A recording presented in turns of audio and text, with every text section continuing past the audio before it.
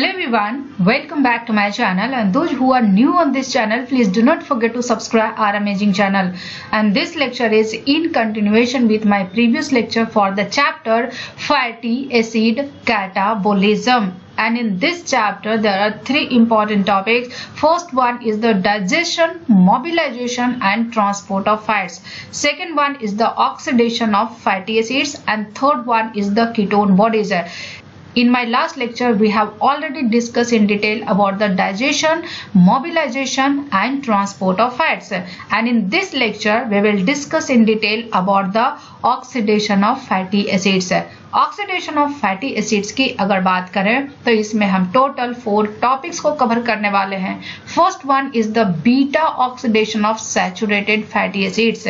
Second one is the oxidation of unsaturated fatty acids, and third one is the oxidation of odd number fatty acids, and fourth and last one is the regulation of fatty acid oxidation. और ये चारों के चारों topic बहुत ही interesting है and बहुत ही important है. So let's first discuss about the beta oxidation of saturated fatty acids. But before starting the lecture, this is about me. I am doctor Manisha Sinha, PhD from Jawaharlal Nehru university, new Delhi, in plant microbe interaction. I have qualified CSIR UGC NET JRF. Apart from that, I have qualified various national level entrance exam at BSc, MSc and PhD level. I have 8+ year research experience in biological sciences, 4+ year teaching experience and published couple of international research paper. Now let's start the lecture, and the topic is oxidation of fatty acids. So fatty acids की अगर बात करें तो चाहे वो saturated fatty acids हो या फिर अनसैचुरेटेड फैटी एसिड्स हो, चाहे वो सैचुरेटेड फैटी एसिड्स हो या फिर अनसैचुरेटेड फैटी एसिड्स हो, सारे के सारे फैटी एसिड्स का ऑक्सीडेशन 3 स्टेजेस में कंप्लीट होते हैं. सैचुरेटेड फैटी एसिड्स क्या होते हैं? जिसमें डबल बॉन्ड क्या होता है? एब्सेंट होता है. क्या होता है? डबल बॉन्ड एब्सेंट होता है. अनसैचुरेटेड की बात करें तो इसमें 1 या मोर देन 1 डबल बॉन्ड क्या होते हैं? प्रेजेंट होते हैं. इसमें एक या एक से ज्यादा डबल बॉन्ड प्रेजेंट होते हैं. तो चाहे फैटी एसिड सैचुरेटेड हो या अनसैचुरेटेड हो, इनका ऑक्सीडेशन 3 स्टेज में होता है. This is the stage 1, this is the stage 2 and this is the stage 3. और ये बहुत ही क्लियरली यहाँ पे रिप्रेजेंट किया हुआ है all the stages of fatty acid oxidation. Stage 1 की अगर बात करें तो स्टेज 1 में क्या होते हैं? Beta oxidation. So this is the structure of 16 carbon fatty acid. और 16 कार्बन के जो फैटी एसिड होते हैं वो क्या होते हैं? वो होते हैं पामिटिक एसिड, जिसको पामिटेट भी बोलते हैं. क्यों? क्योंकि फिजियोलॉजिकल पीएच पे पामिटिक एसिड चार्ज्ड स्टेट में रहता है, इसलिए इसको पामेट बोलते हैं. सो पामिटिक एसिड का ऑक्सीडेशन कैसे होता है? फर्स्ट स्टेज में बीटा ऑक्सीडेशन होगा, and beta oxidation is 4 step process. Beta oxidation में 4 स्टेप प्रोसेस होते हैं, और इस 4 स्टेप में जो फर्स्ट स्टेप होता है, सेकंड स्टेप होता है, थर्ड स्टेप होता है एंड फोर्थ स्टेप होता है. ये 4 स्टेप में जो लास्ट प्रोडक्ट निकलेगा, कार्बोक्सिल टर्मिनल से 2 कार्बन रिलीज होते हैं, और ये कार्बन एसिटाइल को एंजाइम ए के फॉर्म में क्या होते हैं? रिलीज होते हैं. तो बाकी कितने बच गए? बाकी बच गए 14 कार्बन के फैटी एसिड. अब इस 14 कार्बन का फैटी एसिड फिर से ये 4 स्टेप प्रोसेस करेगा, और इनका भी 2 कार्बन क्या होगा? रिलीज होगा in the form of acetyl coenzyme A. Again कितना बचेगा? 12 कार्बन का. सो 12 कार्बन के बचेंगे तो फिर से ये 2 कार्बन रिलीज होंगे इन 4 स्टेप प्रोसेस के थ्रू, और acetyl coenzyme A release होगा. देन कितना बचेगा? 10 कार्बन का. इसी तरह से सारे कार्बन रिलीज होंगे किस फॉर्म में? एसिटाइल को एंजाइम ए. सो बीटा ऑक्सीडेशन की अगर बात करें तो ईच टर्न में जो फर्स्ट स्टेप होता है उस पे 1 मॉलिक्यूल FADH2 का फॉर्मेशन होता है, एंड थर्ड स्टेप पे NADH का फॉर्मेशन होता है. सो ईच स्टेप में 1 मॉलिक्यूल FADH2 बनता है एंड 1 मॉलिक्यूल NADH बनता है. तो अगर 16 कार्बन का फैटी एसिड है तो number of acetyl co enzyme में क्या होगा? नंबर ऑफ FADH2 क्या होगा? नंबर ऑफ NADH क्या होगा? So number of acetyl coenzyme ए की बात करें, number of acetyl coenzyme ए की बात करें तो इसको कैलकुलेट करते हैं कैसे, क्योंकि एवरी साइकिल में 2 कार्बन रिलीज होते हैं। Means number of acetyl co enzyme क्या होगा, total number of carbon atoms in fatty acid divided by 2। Palmitic acid के लिए क्या होंगे, 16 डिवाइडेड बाई 2 मीन्स 8 होंगे total. And number of cycle की बात करें तो कितना साइकिल इनको परफॉर्म करना पड़ेगा, total number of acetyl coenzyme A -1 means total number of cycle कितने होंगे, 7। वहीं पे कितना NADH और कितना FADH2 बनेगा। नंबर ऑफ NADH की अगर बात करें तो इट इज 7। जितना नंबर साइकिल का होगा उतना ही FADH या NADH बनेगा, क्योंकि इस साइकिल में एक ही NADH एंड एक ही FADH2 बनते हैं। And then number of FADH2 की अगर बात करें तो इट इज ऑल्सो 7, क्योंकि नंबर ऑफ साइकिल कितना है, 7। सो बीटा ऑक्सीडेशन से टोटल 3 प्रोडक्ट बने, NADH, FADH2 and acetyl coenzyme A. Acetyl coenzyme ए का क्या होगा, acetyl coenzyme A second stage of fatty acid के ऑक्सीडेशन में जाएंगे। एंड सेकेंड स्टेज क्या होता है, सिट्रिक एसिड साइकिल। सो जैसे ही एसिटाइल को एंजाइम ए बनेगा वो सिट्रिक एसिड साइकिल में इंटर कर जाएगा। Beta oxidation and citric acid cycle ये दोनों के दोनों माइटोकॉन्ड्रियल मैट्रिक्स में होते हैं। कहाँ होते हैं, माइटोकॉन्ड्रियल मैट्रिक्स में होते हैं। और एक एसिटाइल को एंजाइम ए जब सिट्रिक एसिड साइकिल में इंटर करता है तो एक टर्न में 3 NADH बनते हैं एंड 1 FADH2 बनते हैं और 1 ATP बनते हैं। सो टोटल 3 NADH बनता है, 1 FADH2 बनता है एंड 1 ATP बनता है। बट यहाँ पे टोटल 8 एसिटाइल को एंजाइम है। मींस सिट्रिक एसिड साइकिल का कितने टर्न होंगे, टोटल 8 साइकिल होंगे। तो इनको सबको 8 से मल्टीप्लाई कर देंगे। सो एसिटाइल को एंजाइम ए का ऑक्सीडेशन होगा तो 24 NADH, 8 FADH2 एंड 8 ATP बनेंगे। ATP डायरेक्टली यूज होगा for various physiological process. NADH and FADH2 का फेट क्या होगा, इसको देखने से पहले एक और चीज डिस्कस करते हैं। ये जो acetyl coenzyme A inter हुआ है और ईच एसिटाइल को एंजाइम ए 2 कार्बन के होते हैं और ईच टर्न में ये जो कार्बन है कार्बन डाइऑक्साइड के फॉर्म में रिलीज होते हैं। तो टोटल कितने हैं, 8 एसिटाइल को एंजाइम है तो टोटल कितने कार्बन डाइऑक्साइड रिलीज होंगे, 16 कार्बन डाइऑक्साइड रिलीज होंगे। सो एसिटाइल को एंजाइम ए का कार्बन डाइऑक्साइड के फॉर्म में रिलीज हो गया। सो फैटी एसिड्स का oxidation beta oxidation and citric acid cycle दोनों के थ्रू होता है। अब ये NADH एंड FADH2 का क्या होगा, NADH एंड FADH2 ये रिड्यूस्ड को एंजाइम है। क्या है, ये रिड्यूस्ड को एंजाइम है और इसको ऑक्सीडाइज करने के लिए ये अपना इलेक्ट्रॉन किसको देगा, माइटोकॉन्ड्रिया के इलेक्ट्रॉन ट्रांसफर चेन को। और माइटोकॉन्ड्रिया का इलेक्ट्रॉन ट्रांसफर चेन कहाँ होते हैं, माइटोकॉन्ड्रिया के इनर मेम्ब्रेन में होते हैं। NADH एंड FADH2 अपना इलेक्ट्रॉन देगा और अल्टीमेटली उस इलेक्ट्रॉन को ऑक्सीजन गेन करेगा और वो प्रोटॉन को कंज्यूम करके क्या बनाएगा, वाटर बनाएगा। और इससे क्या बनते हैं, और जब NADH and FADH2 electron mitochondria के इलेक्ट्रॉन ट्रांसफर चेन को ट्रांसफर करता है तो यहाँ पे क्या बनते हैं, प्रोटॉन ग्रेडियंट बनते हैं। प्रोटॉन ग्रेडियंट कहाँ बनता है, across the inner membrane of mitochondria. और जब ये प्रोटॉन ग्रेडियंट का ब्रेक डाउन होता है तो क्या बनता है, ATP बनता है। So this is overview of oxidation of fatty acids जो कि 3 स्टेज में कंप्लीट होते हैं। First one is the beta oxidation, second one is the citric acid cycle and third one is the oxidative phosphorylation. So चाहे saturated fatty acids हो या फिर unsaturated fatty acids हो, सारे के सारे फैटी एसिड्स को ऑक्सीडेशन के लिए ये 3 स्टेज से गुजरना पड़ता है। Now coming to the beta oxidation of saturated fatty acids. Saturated fatty acids के बीटा ऑक्सीडेशन में कितने स्टेप्स होते हैं? सैचुरेटेड फैटी एसिड्स के बीटा ऑक्सीडेशन में टोटल 4 स्टेप्स होते हैं। This is the first step, this is the second step, this is the third step and this is the fourth step. और ये चारों स्टेप को हम डिटेल में 1 बाय 1 डिस्कस करेंगे। और ये चारों स्टेप बहुत ही इंपॉर्टेंट है और इसमें बहुत ही यूनिक प्रोसेस होता है, यूनिक, और इन चारों स्टेप का बहुत ही यूनिक मैकेनिज्म है।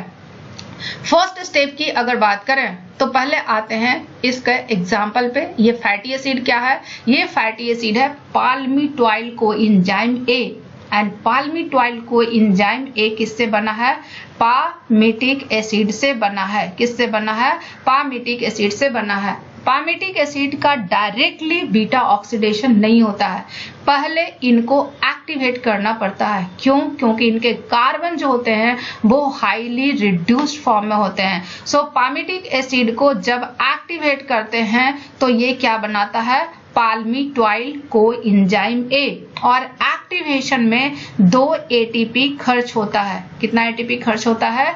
2 ATP खर्च होता है। सो पामिटिक एसिड का जब एक्टिवेशन होता है तो पामिटॉइल कोएंजाइम ए बनता है। क्या बनता है?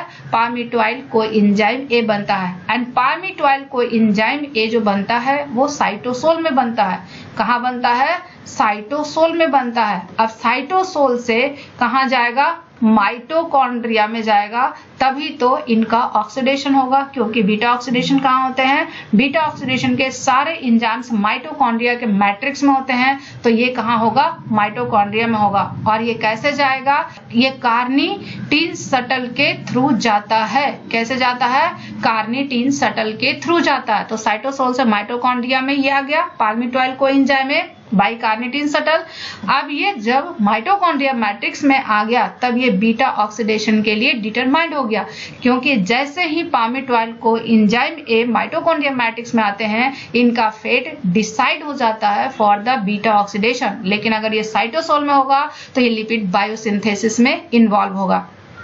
बीटा ऑक्सीडेशन का जो फर्स्ट स्टेप है ये कैटालाइज होता है एसाइल कोएंजाइम ए डिहाइड्रोजिनेज के द्वारा।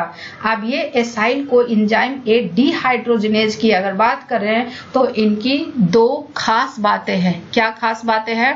पहला तो ये डबल बॉन्ड को इंट्रोड्यूस करता है। क्या करता है? पहला ये डबल बॉन्ड को इंट्रोड्यूस करता है। कहाँ पे इंट्रोड्यूस करता है? Between alpha and beta carbon. Alpha and beta carbon पे डबल बॉन्ड इंट्रोड्यूस करता है। और ये जो डबल बॉन्ड होता है ये ट्रांस डबल बॉन्ड इंट्रोड्यूस होता है। क्या होता है? ये ट्रांस डबल बॉन्ड इंट्रोड्यूस होता है। So this is the alpha carbon and this is the beta carbon. Acyl coenzyme A dehydrogenase इस अल्फा एंड बीटा कार्बन के बीच में क्या करेगा? डबल बॉन्ड इंट्रोड्यूस करेगा। और ये जो डबल बॉन्ड होगा ये सिस में नहीं होगा बल्कि ट्रांस में होंगे। किस फॉर्म में होंगे?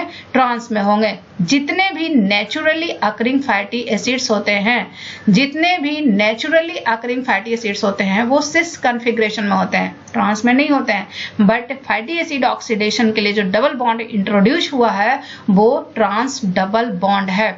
दूसरी खास बात इसकी ये है कि इसमें जो प्रोस्थेटिक ग्रुप होता है एसाइल कोएंजाइम ए डिहाइड्रोजिनेज का जो प्रोस्थेटिक ग्रुप होता है वो FAD होता है क्योंकि ये फ्लैवोप्रोटीन है। तो जब ये डबल बॉन्ड इंट्रोड्यूस करेगा मींस इसका क्या हो रहा है? ऑक्सीडेशन हो रहा है। तो जब ये ऑक्सीडेशन करेगा तो FAD का क्या होगा? रिडक्शन होगा। वो इलेक्ट्रॉन FAD गेन करेगा और ये FADH2 बनाएगा 2 इलेक्ट्रॉन एंड 2 प्रोटॉन गेन करके। So this is all about first step of beta oxidation of saturated fatty acids. अब यहाँ पे एसाइल कोएंजाइम ए डिहाइड्रोजिनेज की कुछ खास बातें हैं। एसाइल कोएंजाइम ए डिहाइड्रोजिनेज की अगर बात करें, एसाइल कोएंजाइम ए डिहाइड्रोजिनेज के 3 आइसोजाइम्स होते हैं और सारे के सारे आइसोजाइम्स जो होते हैं वो स्पेसिफिक होते हैं for their specific fatty acyl chain length.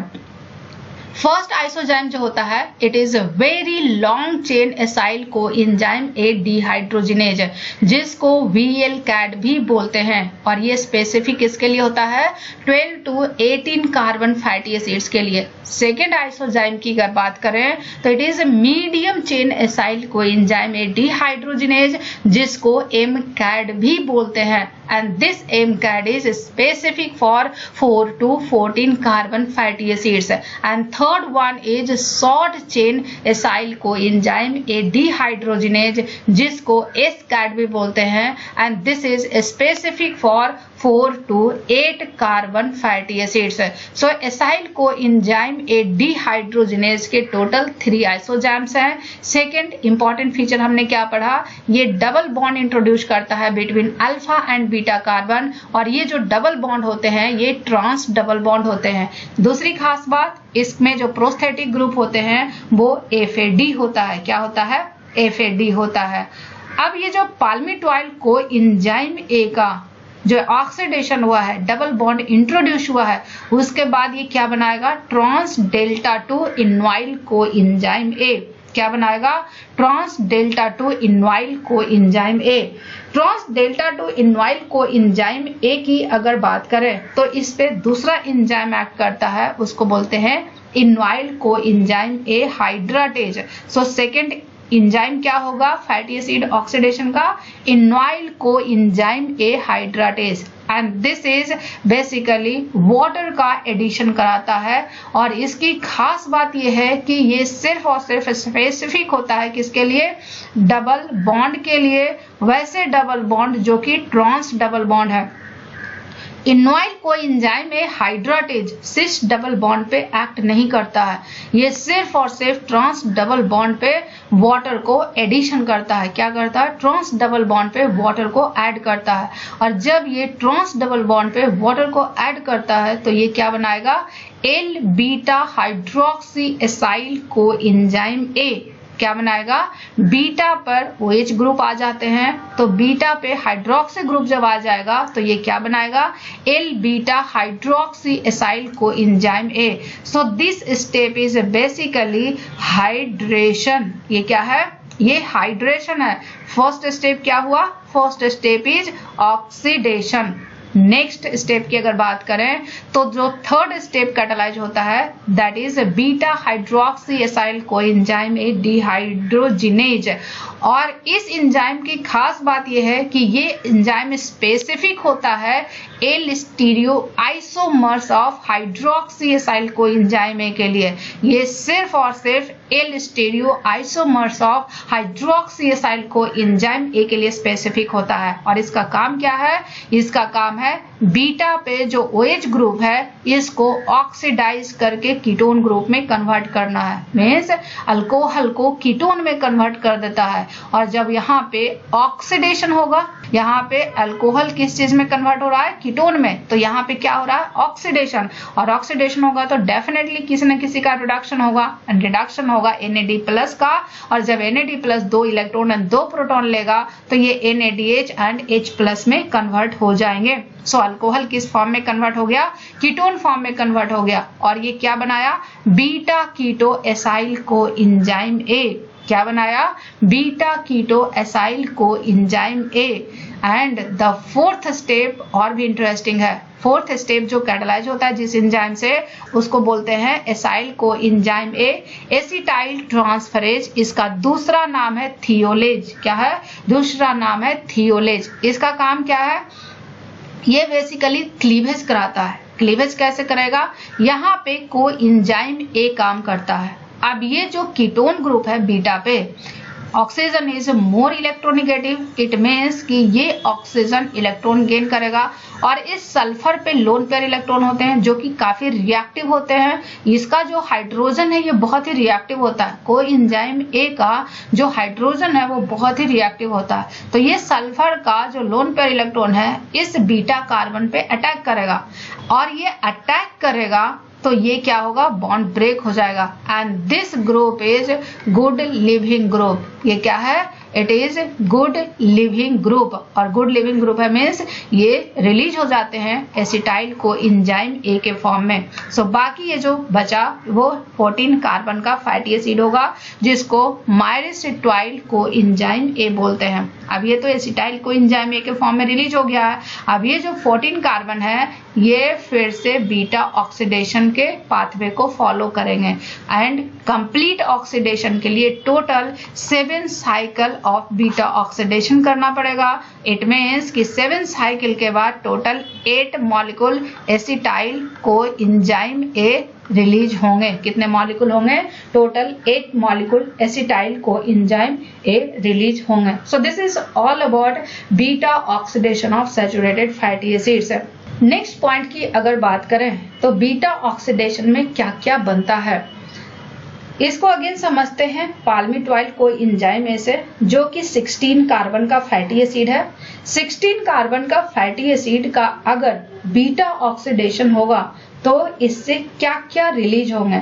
8 molecule acetyl coenzyme A release होंगे क्योंकि 7 साइकिल होंगे। कितने साइकिल होंगे? 7 साइकिल होंगे and total acetyl co enzyme में कितना होगा? 8। अगर 7 साइकिल है तो NADH कितना होगा? 7 NADH, क्योंकि एक साइकिल में एक NADH बनता है। एंड FADH2 की अगर बात करें तो टोटल FADH2 कितना होंगे? 7 FADH2 होंगे। तो 16 कार्बन पाल्मिटॉइल को एंजाइम ए का कंप्लीट बीटा ऑक्सीडेशन होगा तो इतने प्रोडक्ट बनेंगे। 8 molecule acetyl coenzyme A, 7 molecule NADH and 7 molecule FADH2। सो पाल्मिटॉइल को एंजाइम ए का जब बीटा ऑक्सीडेशन होगा तो क्या क्या बनेगा? एक टर्न में एक FADH एंड एक NADH बनेगा एंड एक एसिटाइल को एंजाइम ए। कंप्लीट ऑक्सीडेशन होगा तो 8 मॉलिक्यूल एसिटाइल को एंजाइम में 28 ATP एंड 7 H2O। अब सवाल यह है कि 28 ATP एंड 7 H2O कैसे आया?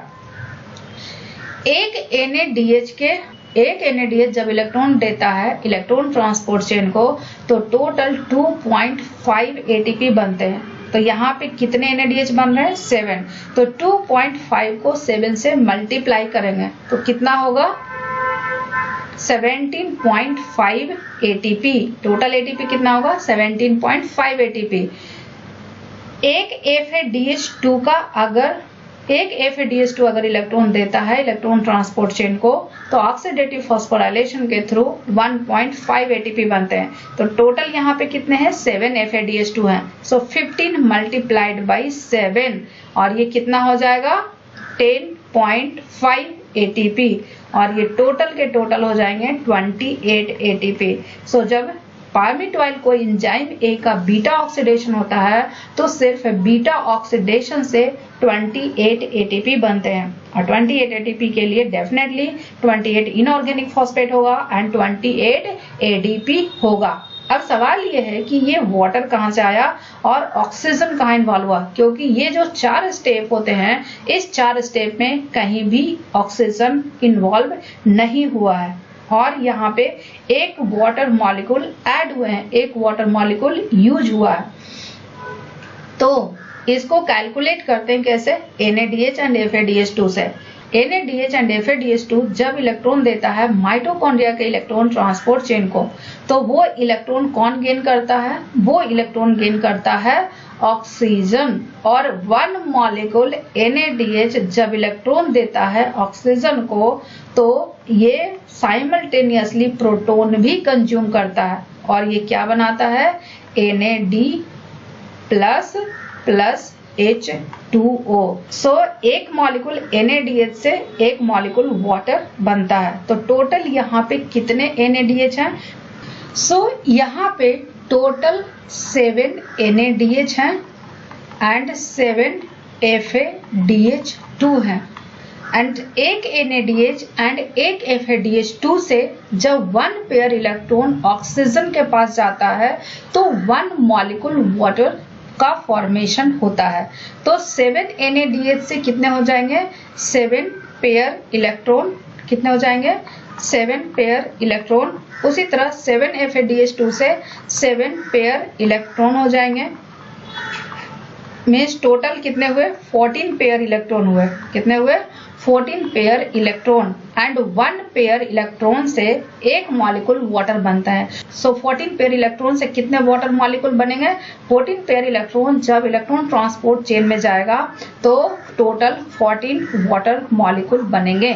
बट पॉइंट यहाँ पे ये है कि टोटल 7 वाटर मॉलिक्यूल ही बन रहे हैं। 7 वाटर मॉलिक्यूल इसलिए बन रहे हैं कि ऑक्सीडेटिव फॉस्फोराइलेशन के थ्रू जब इलेक्ट्रॉन ट्रांसपोर्ट चेन के थ्रू ये NADH और FADH2 इलेक्ट्रॉन ट्रांसफर करेगा ऑक्सीजन को, तो टोटल वाटर मॉलिक्यूल जो बन रहे हैं 14 बन रहे हैं। But 1 water molecule second stage में यूज भी हो रहे हैं और टोटल कितना साइकिल हो रहा है, टोटल 7 साइकिल हो रहा है। मीन्स 7 वाटर मॉलिक्यूल यूज हो रहे हैं एंड 14 वाटर मॉलिक्यूल का फॉर्मेशन हो रहा है। 7 वाटर मॉलिक्यूल का कंजम्पशन हो रहा है एंड 14 वाटर मॉलिक्यूल का क्या हो रहा है, फॉर्मेशन हो रहा है। सो टोटल वाटर मॉलिक्यूल का फॉर्मेशन कितना हो जाएगा 14 - 7 is equal to 7। So this is 7 molecule of water जो कि फॉर्मेशन हुए हैं।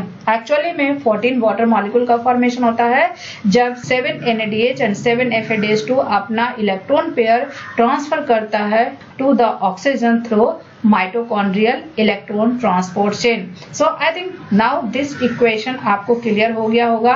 अब आते हैं नेक्स्ट स्टेप पे, that is acetyl coenzyme A। जो एसिटाइल कोएंजाइम A बना है वो कहाँ जाएगा, वो इंटर करेगा सिट्रिक एसिड साइकिल में। और 1 मॉलिक्यूल अगर एसिटाइल कोएंजाइम A इंटर करता है सिट्रिक एसिड साइकिल में तो इससे 3 NADH बनते हैं, 1 FADH2 बनते हैं एंड 1 ATP का फॉर्मेशन होता है। तो 8 मॉलिक्यूल एसिटाइल कोएंजाइम A है तो ये सारे के सारे 8 से मल्टीप्लाइड होंगे। मीन्स ये कितना होगा NADH 24, FADH2 कितना होगा 8 एंड ATP कितना होगा 8 ATP डायरेक्टली यूज हो जाता है for the various physiological process. So total 8 acetyl coenzyme A है, मीन्स टोटल 8 ATP का डायरेक्ट फॉर्मेशन होगा। NADH की अगर बात करें तो NADH एक NADH से 2.5 ATP बनते हैं। तो 24 NADH से कितना ATP बनेंगे 24 multiplied by 2.5। So 24 multiplied by 2.5 कितना होगा, it is equal to 60 ATP। 1 FADH2 की अगर बात करें तो 1 FADH2 से 1.5 ATP बनते हैं। तो 8 FADH2 से कितना बनेगा, it is multiplied by 8 and it is equal to 12 ATP। Now 8 ATP directly बनता है तो total 8 ATP। So total ATP कितना हुआ, इसको अगर आप ऐड करोगे तो ये टोटल आ जाएगा 80 ATP। So 8 molecule acetyl coenzyme A अगर सिट्रिक एसिड साइकिल में इंटर करता है तो टोटल 24 NADH बनते हैं, 8 FADH2 बनते हैं एंड 8 ATP बनते हैं और इनसे टोटल ATP कितना हो जाएगा 80 ATP हो जाएगा। अब आते हैं वाटर एंड कार्बन डाइऑक्साइड पे। एक मॉलिक्यूल जब acetyl coenzyme A 1 molecule acetyl coenzyme A citric acid cycle में इंटर करता है तो total 2 molecule carbon dioxide release होता है। तो अगर 8 मॉलिक्यूल एसिटाइल कोएंजाइम A होंगे तो ये total 16 molecule carbon dioxide release करेंगे। So this is 16 molecule carbon dioxide. अब पॉइंट ये है कि ये 16 वाटर मॉलिक्यूल कैसे रिलीज हुआ, इसका कैलकुलेशन बहुत ही आसान है। 8 मॉलिक्यूल एसिटाइल कोएंजाइम A है, 8 मॉलिक्यूल एसिटाइल कोएंजाइम A का 8 टाइम्स 8 साइकिल होगा सिट्रिक एसिड साइकिल का और 8 साइकिल में टोटल 24 NADH बनते हैं क्योंकि एक टर्न में टोटल 3 NADH बनते हैं। तो 8 टर्न में कितने बनेंगे 24 NADH है। FADH2 की अगर बात करें तो एक टर्न में एक FADH2 बनते हैं। तो 8 टर्न में कितने बनेंगे 8 FADH2। सो 8 मॉलिक्यूल FADH2 बनेंगे। सो अब इससे कितने पेयर इलेक्ट्रॉन ट्रांसफर होगा माइटोकॉन्ड्रियल के रेस्पिरेटरी चेन में 24 NADH है, 24 पेयर इलेक्ट्रॉन को ट्रांसफर करेगा। कितने पेयर को करेगा 24 पेयर को करेगा क्योंकि एक NADH एक पेयर इलेक्ट्रॉन ट्रांसफर करता है। 8 FADH2 की अगर बात करें तो एक मॉलिक्यूल FADH2 1 पेयर इलेक्ट्रॉन को ट्रांसफर करता है। तो 8 FADH2 कितना करेगा, 8 पेयर इलेक्ट्रॉन को ट्रांसफर करेगा to the mitochondrial respiratory chain, और ये टोटल कितने हो जाएंगे 32 पेयर इलेक्ट्रॉन।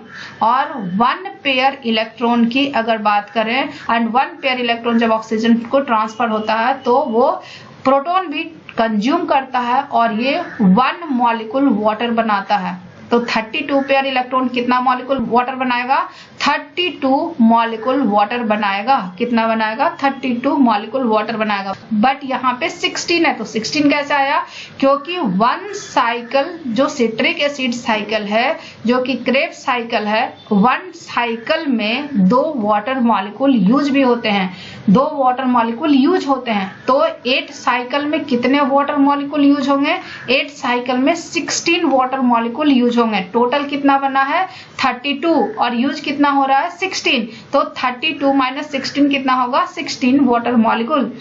सो 8 मॉलिक्यूल एसिटाइल को एंजाइम ए जब सिट्रिक एसिड साइकिल में जाएगा तो टोटल 80 एटीपी बनेंगे, टोटल 16 कार्बन डाइऑक्साइड बनेंगे एंड टोटल 16 वाटर मॉलिक्यूल बनेंगे। सो पाल्मिटॉइल को एंजाइम ए का कंप्लीट ऑक्सीडेशन होगा तब कितना एटीपी बनेगा और कितना वाटर मॉलिक्यूल रिलीज होगा एंड कितना कार्बन डाइऑक्साइड रिलीज होगा। सो पाल्मिटॉइल को एंजाइम ए की अगर बात करें तो it is 16 carbon fatty acid, 16 carbon fatty acid है, तो इसमें टोटल कितने बनते हैं 108 एटीपी।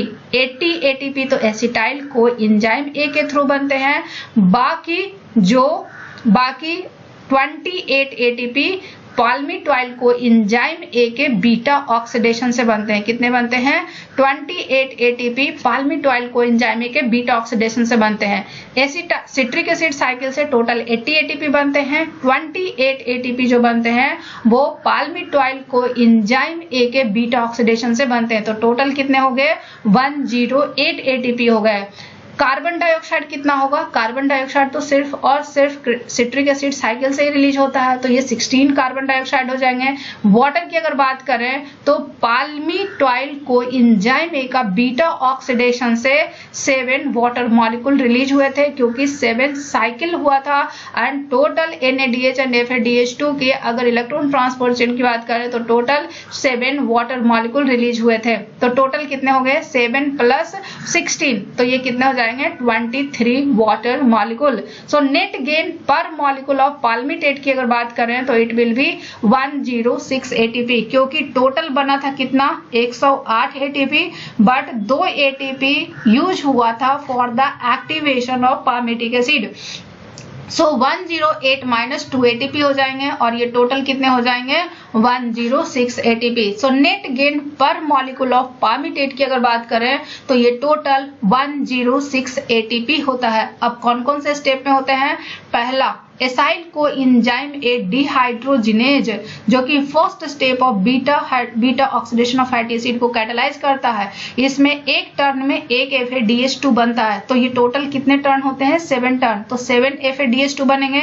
नंबर ऑफ एटीपी कितना हो जाएगा, एक FADH2 से 1.5 एटीपी बनते हैं, तो इट इज मल्टीप्लाइड बाय 7, तो ये कितने हो जाएंगे 10.5। सेकेंड रिएक्शन जो कैटालाइज करता है beta hydroxy acyl coenzyme A dehydrogenase, This is the third step of beta oxidation। और एक NADH से 2.5 ATP बनता है, तो 7 NADH से कितना बनेंगे 17.5 ATP।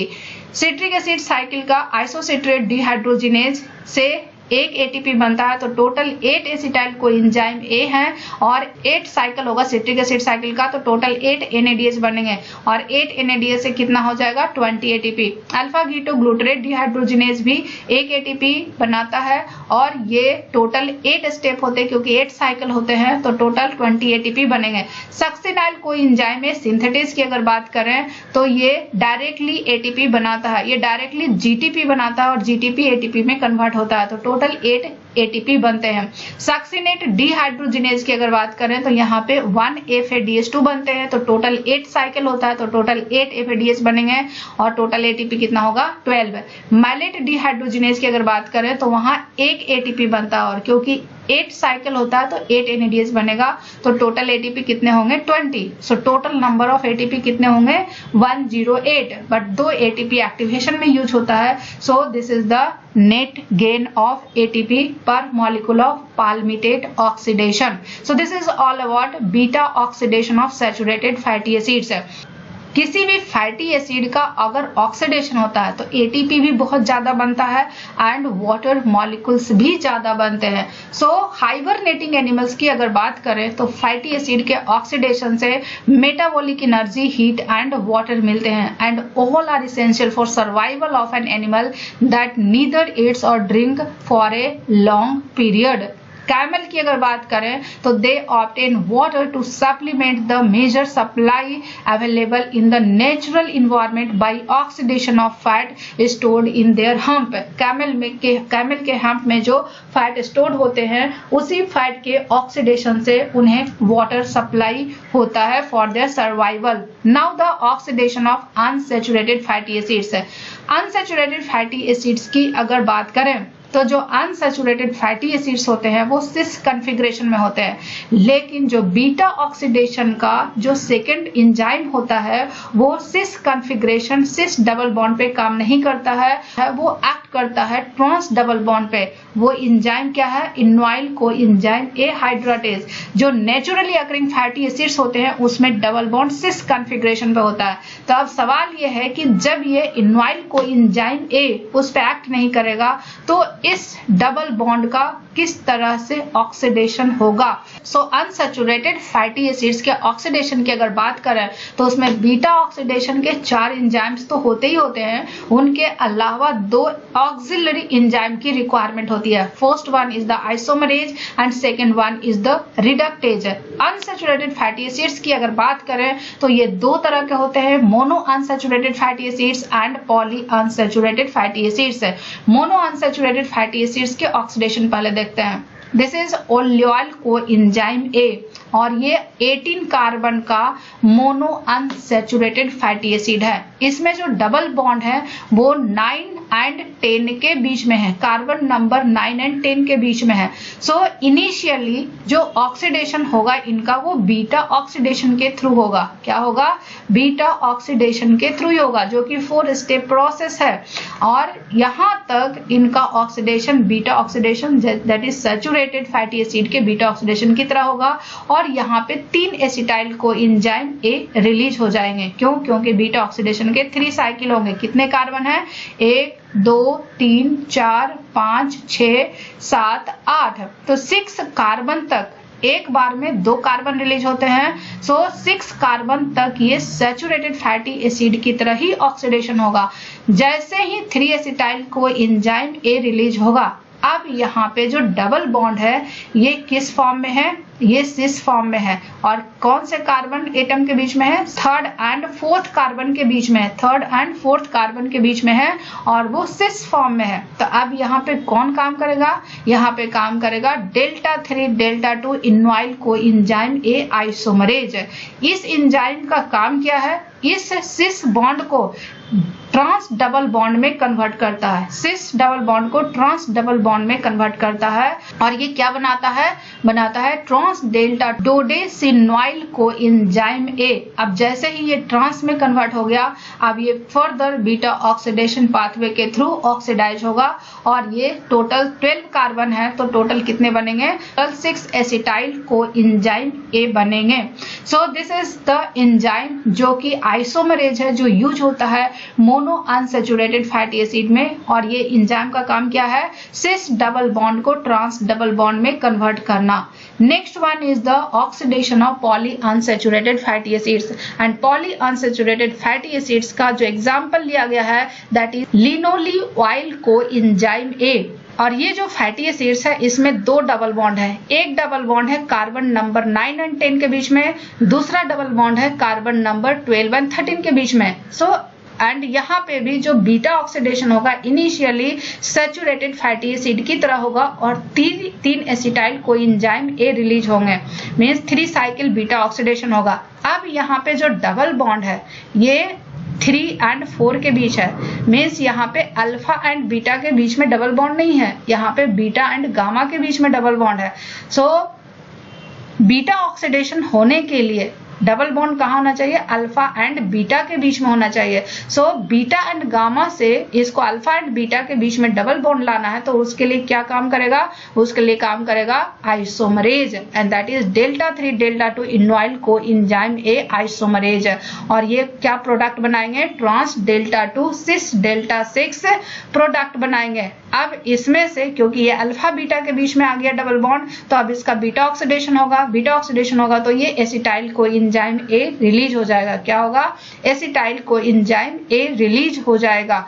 अब यहाँ पे जो बना है ये ट्रांस डेल्टा 2 सिस 4 है, ये अल्फा एंड बीटा के बीच में है, ये 4 और 5 कार्बन के बीच में है। तो यहाँ पे पहले इसको रिडक्शन किया जाएगा, जो 4 और 5 कार्बन के बीच में डबल बॉन्ड है उसको रिड्यूस करेंगे, क्योंकि ये रॉन्ग पोजीशन पे डबल बॉन्ड है। क्या है, पोजीशन रॉन्ग है, कॉन्फ़िगरेशन भी रॉन्ग है। सो पोजीशन रॉन्ग है तो इसको रिड्यूस कर देते हैं। रिड्यूस करने के लिए जो यूज होता है reducing coenzyme that is NADPH। तो यहाँ पे कौन सा बॉन्ड बना, अब ये जो बॉन्ड आया 3 और 4 के बीच में आया, बट इसको आइसोमरेज के थ्रू अब 2 और 3 के बीच में कन्वर्ट करते हैं, एंड देन इसका फर्दर ऑक्सीडेशन हो जाएगा by beta oxidation, and then 5 acetyl coenzyme A release होंगे, क्योंकि टोटल यहाँ पे 10 कार्बन के फैटी एसिड्स हैं। सो this is all about oxidation of mono unsaturated fatty acids as well as poly unsaturated fatty acids। so mono unsaturated fatty acids के लिए सिर्फ isomerase की रिक्वायरमेंट होती है, वहीं पे पॉली अनसैचुरेटेड फैटी एसिड्स के लिए आइसोमरेज एंड रिडक्टेज दोनों की रिक्वायरमेंट होती है। Now the complete oxidation of odd number of fatty acids। odd number of fatty acids के लिए क्या क्या steps extra होते हैं। Although most naturally occurring lipids contain fatty acids with an even number of carbon atoms। so fatty acids with an odd number of carbon atoms are common in lipids of many plants and some marine organisms। cattle and other ruminant elements form large amounts of 3 carbon propionate जो कि odd number fatty acids है। कब बनता है, during fermentation of carbohydrates in the rumen. अब सवाल यह है कि ये जो प्रोपियोनेट बनता है उसका क्या होता है। Propionate is absorbed into the blood and oxidised by liver and other tissues. Small quantities of propionate are added as a mould inhibitor to some breads and cereals thus entering the human diet। तो odd number fatty acids के oxidation को हम समझते हैं प्रोपियोनाइल coenzyme ए के examples है। सो इस प्रोपियोनाइल coenzyme A का ऑक्सीडेशन कैसे होगा। सो प्रोपियोनाइल कोएंजाइम ए के ऑक्सीडेशन में पहले क्या होता है, carboxylation, means carbon dioxide add होगा, और इसके लिए जो एंजाइम यूज होता है that is propionyl coenzyme A carboxylase.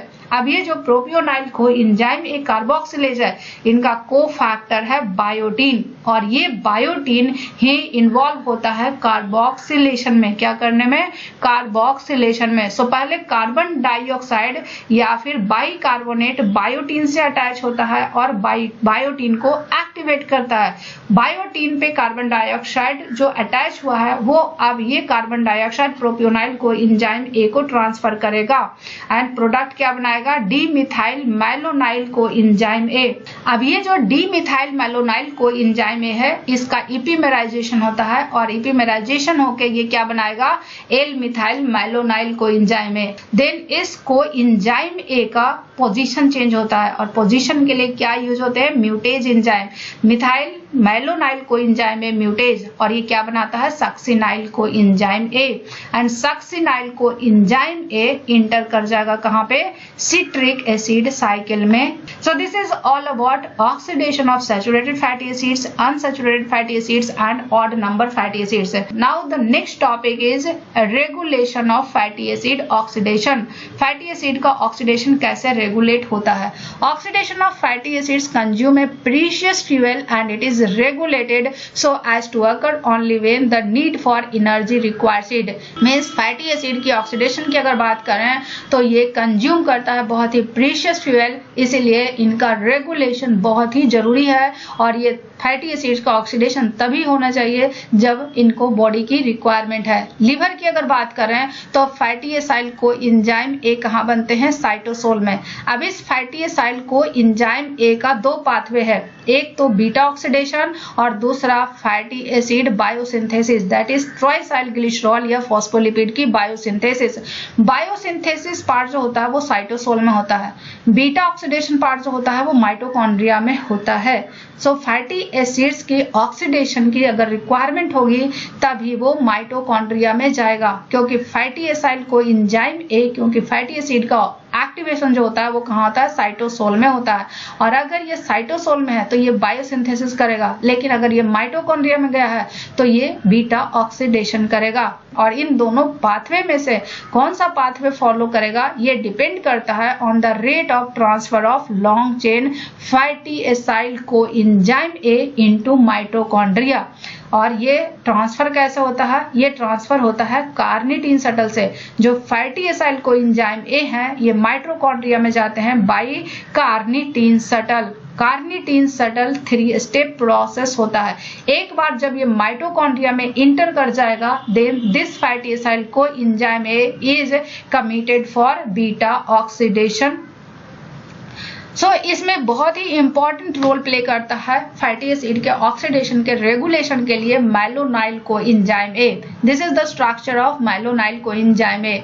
Acetyl coenzyme A की अगर बात करें तो उसका स्ट्रक्चर कुछ इस तरह से होते हैं। किस तरह से होते हैं? इस तरह से होते हैं। Acetyl coenzyme A and malonyl coenzyme A में सिर्फ एक डिफरेंस है, that is carboxylic group. And malonyl coenzyme A की अगर बात करें तो it is the first intermediate in the cytosolic biosynthesis of long chain fatty acids from acetyl coenzyme A। So ये माइलोनाइल कोएंजाइम A है जो कि इन्वॉल्व होता है फैटी एसिड के ऑक्सीडेशन के रेगुलेशन में।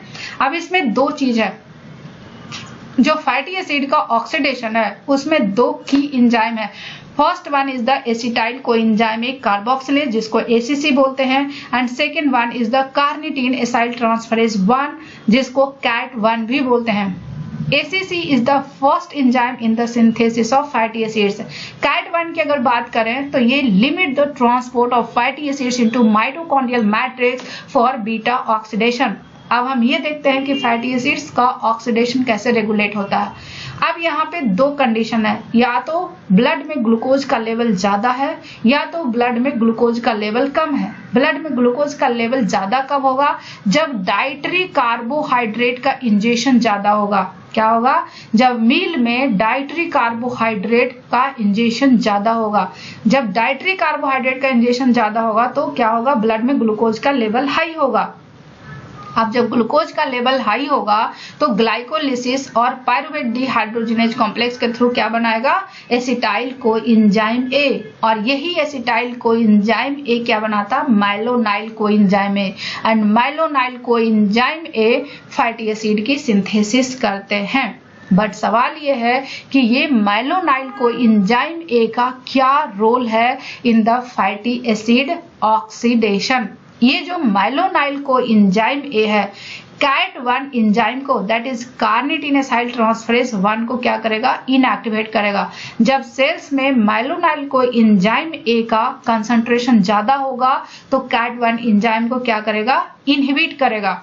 और ये कब होता है? जब डाइट में कार्बोहाइड्रेट का कंसंट्रेशन ज्यादा होता है तो ग्लूकोज बनेगा, ग्लूकोज एसिटाइल कोएंजाइम ए बनेगा, acetyl coenzyme A malonyl coenzyme A बनाएगा, और माइलोनाइल कोएंजाइम ए का कंसंट्रेशन ज्यादा होगा तो ये बीटा ऑक्सीडेशन के पाथवे को ब्लॉक करेगा और ये फैटी एसिड की सिंथेसिस करेगा। बट सवाल ये है कि अब ये रेगुलेशन कैसे होता है? एसिटाइल कोएंजाइम ए से माइलोनाइल कोएंजाइम ए को जो एंजाइम कैटालाइज करता है that is acetyl coenzyme A carboxylase. अब इस एंजाइम का रेगुलेशन कैसा होता है, जब ब्लड में ग्लूकोज का कंसंट्रेशन ज्यादा होगा तो इंसुलिन का कंसंट्रेशन बढ़ेगा, इंसुलिन का कंसंट्रेशन बढ़ेगा तो ये फॉस्फेटेज एंजाइम को एक्टिवेट करेगा। जैसे ही फॉस्फेटेज एंजाइम एक्टिवेट होगा एसीसी को डीफॉस्फोराइलेट करेगा, मींस इससे फॉस्फेट ग्रुप रिलीज हो जाएगा।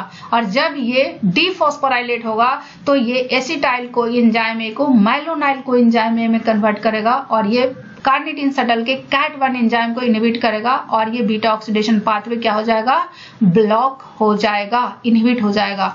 लेकिन अब ये बीटा ऑक्सीडेशन पाथवे कब एक्टिव होगा, जब ब्लड में ग्लूकोज का लेवल कम होगा। जब ग्लूकोज का लेवल कम होगा तो एनर्जी के लिए क्या यूज होगा, फैटी एसिड यूज होंगे और फैटी एसिड का ऑक्सीडेशन होगा तब एनर्जी रिलीज होगा। तो ब्लड में ग्लूकोज का लेवल कम होगा तो यहाँ पे ग्लूकागॉन सिक्रीट होने लगेगा और जब ग्लूकागॉन सिक्रीट होगा तो ये प्रोटीन काइनेज ए को एक्टिवेट करेगा और प्रोटीन काइनेज ए क्या करता है, फॉस्फोराइलेशन करता है। तो जब ये फॉस्फोराइलेट करेगा तो ये एंजाइम इनएक्टिव हो जाएगा, एंजाइम इनएक्टिव हो जाएगा, मेलोनाइल को एंजाइम ए का सिंथेसिस नहीं होगा और मेलोनाइल को एंजाइम ए का सिंथेसिस नहीं होगा तो ये कार्निटीन एसाइल ट्रांसफरेज 1 एक्टिवेट होगा एंड देन ये सारे बीटा ऑक्सीडेशन के प्रोसेस कंटिन्यू रहेंगे। सो फैटी एसिड के ऑक्सीडेशन एंड फैटी एसिड का ब्रेकडाउन ये दोनों कोऑर्डिनेटली रेगुलेटेड होते हैं। मींस जब फैटी एसिड का बीटा ऑक्सीडेशन होगा तो बायोसिंथेसिस नहीं होगा, जब बायोसिंथेसिस होगा तो बीटा ऑक्सीडेशन नहीं होगा और इसमें एक इंपॉर्टेंट रोल प्ले करता है malonyl coenzyme A. So this is all about oxidation of fatty acids, that is saturated fatty acids as well as unsaturated fatty acids, as well as regulation of fatty acid oxidation. And in my next lecture we will discuss about the ketone bodies. So stay tuned for this lecture, and if you have any doubt and query, please leave comment in the comment section, and please do not forget to like, share and subscribe our amazing channel. Thank you very much.